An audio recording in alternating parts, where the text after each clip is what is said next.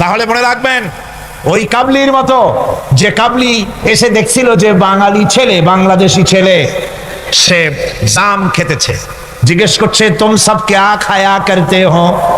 বলছে হাম সব জাম খায়া করতে হ্যাঁ।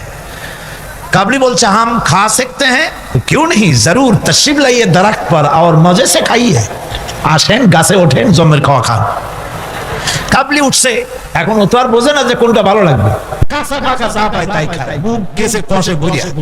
কয় এত মজা লাগে না, মজা লাগে তো কোনটা, কেমনে কি তোমরা খাও কেন? ছেলে বলতেছে দেখো কালা কালা যেগুলি আছে ওইগুলো খাও, এগুলি হলো মজা। সে তখন কালো কালো খাচ্ছে, ওই কালো জামের উপরে বসা ছিল কালো ভ্রমর। আপনারা কি কন? ভ্রমর, ভ্রমর, এই ভ্রমর বসা আছে জামের উপর। কাবলি তো আর বোঝে না, ভোমরা শুদ্ধা ধরছে, কাবলির হাতের মধ্যে ভ্রমর পড়ছে। এখন কাবলির হাত তো বোঝেন সাগর কলার মতো আঙ্গুল, ওর ভিতরে ভ্রমর পড়ে ভোঁ ভোঁ করছে। काबली बोलছে भों करो भां करो छोड़ेगा नहीं, काले काले जितने पाएंगे सब खा छोड़ेंगे। কালো পাইলেই হইছে।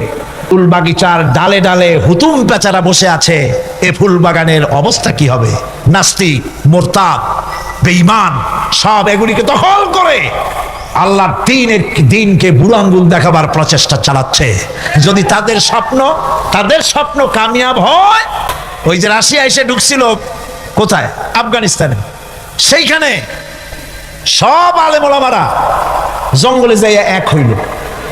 ওই যে একজন বলছিল যে আমি গেলাম, আমার ছেলে গেল তার মামু বাড়ি, মাইয়া গেল তার নানা বাড়ি, বউ গেল তার বাপের বাড়ি, আমি গেলাম আমার শ্বশুর বাড়ি, যাই দেখি সব এক জায়গায়।